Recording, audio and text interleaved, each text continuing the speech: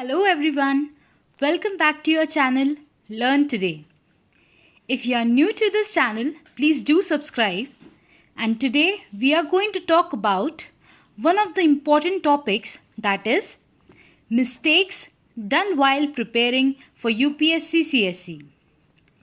We all know कि बच्चों को कितना ज़्यादा टाइम लग जाता है UPSC CSE के एग्ज़ाम को क्रैक करने के लिए, या कोई भी गवर्नमेंट एग्ज़ाम्स हों. काफ़ी ऐसी मिस्टेक्स होती हैं जो हम कर जाते हैं और हमें पता भी नहीं चलता. तो आज उन मिस्टेक्स के बारे में मैं आपको बताने वाली हूँ जो कि जनरली हमसे हो जाती हैं. So let's get started. Going for multiple resources for a single subject एक बहुत बड़ी गलती. UPSC CSE का सिलेबस अगर आप देखेंगे तो आपको पता चल जाएगा कि कितना वास्ट सिलेबस है.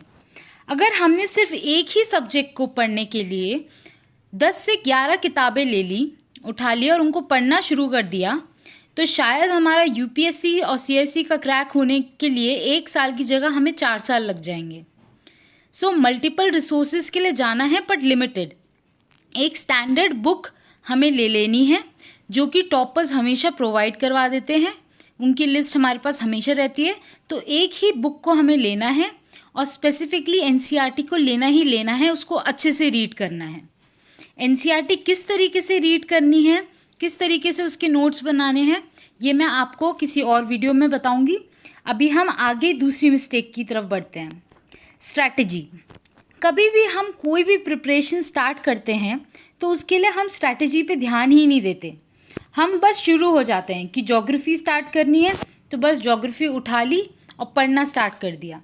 लेकिन हम ये नहीं देखते कि हमें बेसिक्स पहले क्लियर करने हैं, जैसे कि NCERT के थ्रू या किसी के भी थ्रू. उसके बाद हमें आगे अपनी बुक्स को बढ़ाना है, जैसे कि GC लियोंग हो गई, माजिद हुसैन हो गई ज्योग्राफी में. तो आपको ये स्टैंडर्ड बुक्स तब लेके आनी है जब आप NCERTs को कंप्लीट कर लो. और आपको स्ट्रैटेजी उस हिसाब से बनानी है कि 365 डेज़ अगर मेरे एग्ज़ाम के लिए बचे हैं UPSC CSE को, तो मुझे इस बात को ध्यान में रख के पूरी स्ट्रैटेजी बनानी है कि मुझे कितना, कब और कैसे कवर करना है. Current affairs. अब करंट अफेयर्स को कैसे किया जाए? मोस्टली हम ये सोचते हैं कि करंट अफेयर्स, अरे रोज़ अखबार पढ़ लेते हैं, बहुत अच्छा है, अपने आप याद हो जाएगा. और 3-3, 4-4 घंटे एक बच्चा अखबार में ही निकाल देता है. और हमेशा एक बहुत बड़ा क्वेश्चन मार्क आ जाता है कि मेरे 4 घंटे तो अखबार में ही निकल गए, अब और क्या करूं मैं. ये बात बिल्कुल सच है कि 50 से 60% का सिलेबस हमारा कवर होता है करंट अफेयर से. लेकिन अगर हमें स्टैटिक पोर्शन ही नहीं पता होगा, स्टैटिक पोर्शन मतलब वो पोर्शन जिससे हम उस पेपर को समझ सकें, एनालाइज कर सकें, वही हमें नहीं पता होगा, तो हम करंट अफेयर्स को समझने में 3 से 4 घंटे लगाएंगे ही लगाएंगे. तो हमें करंट अफेयर्स में सिर्फ अपने 45 से 60 मिनट देने हैं. 1 से 1.5 घंटा आप दे सकते हैं चाहे, लेकिन इससे ज़्यादा की ज़रूरत नहीं है. आपको कीवर्ड्स पे ही ध्यान देना है. जब भी आप इसके नोट्स बनाएंगे तो कीवर्ड्स में बना लेंगे, आपको पूरा का पूरा अखबार दोबारा नहीं छापना है, ये हमेशा ध्यान रखिएगा. Crisp notes. अब क्रिस्प नोट्स कैसे बनाए जाते हैं NCERT के या किसी भी सब्जेक्ट के? अगर आप पहली रीडिंग करोगे तो आपने बहुत बच्चों को देखा होगा कि उनने पूरी की पूरी बुक हाइलाइटर से मार्क कर रखी होगी. पूरी बुक, आपको कोई भी एक भी वर्ड ऐसा नहीं लगेगा जो कि उनने मार्क नहीं करा होगा. वो बुक वाइट ब्लैक से ग्रीन और पिंक में बदल जाएगी. तो इसीलिए क्रिस्प नोट्स का मतलब होता है कीवर्ड्स, सिर्फ और सिर्फ कीवर्ड्स लिखना. ऐसी चीज़ें लिखना कि हमें एकदम याद आ जाए कि ये कब और कैसे किया जाता है. जब हम उस बुक को तीसरी या चौथी बार तक पढ़ लें तो एक ही रिसोर्स लीजिए, एक ही बुक लीजिए, लेकिन उसको 4 से 5 बार पढ़ें. Work smart. You have to smart do a smart work. You have to do hard work. That is true for any exam. But smartly you have to make the move. Because thousands and lakhs of people are giving this exam at the same point of time. So you have to work smart for this. 8 hours of sleep is very necessary. जो बच्चे कहते हैं कि मैं 4 घंटे सोता हूँ, मैं 3 घंटे सोता हूँ, तो आई एम टेलिंग यू, और 16 घंटे पढ़ता हूँ, 18 घंटे पढ़ता हूँ, बच्चे पढ़ते होंगे लेकिन आप एक दिन वो काम कर सकते हैं, 2 दिन वो काम कर सकते हैं, आप रोज़ अगर ये काम करेंगे तो आपकी तबीयत ख़राब हो जाएगी। As you all know, health is wealth, health बहुत ज़्यादा नेसेसरी है, तो आपको सबसे पहले हेल्थ पे ध्यान देना है। 8 घंटे की जब आप स्लीप लेते हैं तो आपके न्यूरॉन्स डेवलप होते हैं, जिसकी वजह से आप अच्छी तरीके से पढ़ाई कर सकते हैं। बीच में हर 1 घंटे के बाद आप 15 मिनट का गैप लीजिए, उसके बाद 2 घंटे अगर आपको पढ़ना है तो आप कंटिन्यूस पढ़िए, फिर आधे घंटे का ब्रेक लीजिए जब आप 3 घंटे पढ़ चुके हों। तो ऐसे ब्रेक वाइज पढ़िए कि किस तरीके से पढ़ना है, अपनी एक स्ट्रैटेजी बनाइए, एक टाइम टेबल बनाइए, और स्लीप पूरी रात की एक कंटिन्यूस स्लीप 8 घंटे की ज़रूर लें।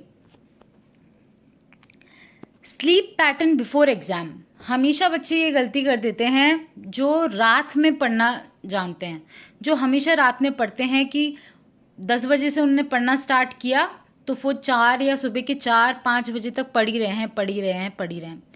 तो जब ये चीज़ एग्ज़ाम पे लागू होती है ना, तो तब से वो जो एग्ज़ाम स्टार्ट होता है 9 बजे से, और उस टाइम पे वो स्लीपिंग मोड होता है उनका स्टार्ट।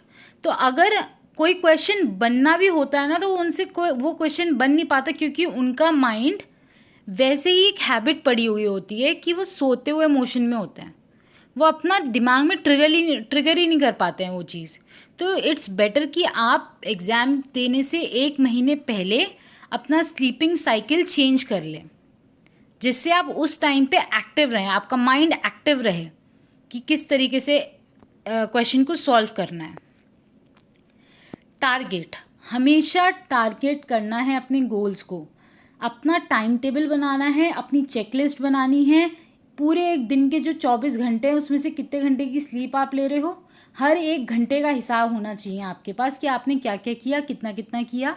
और एक दिन पहले, मतलब रात को अगर आप 10 बजे सो रहे हैं तो 5 मिनट के अंदर अंदर अगले दिन का पूरा प्लान डिसाइड कर लीजिए, जिससे आप बाद में जाके अफसोस ना करें कि अरे मैं शुरू कहाँ से करूँ।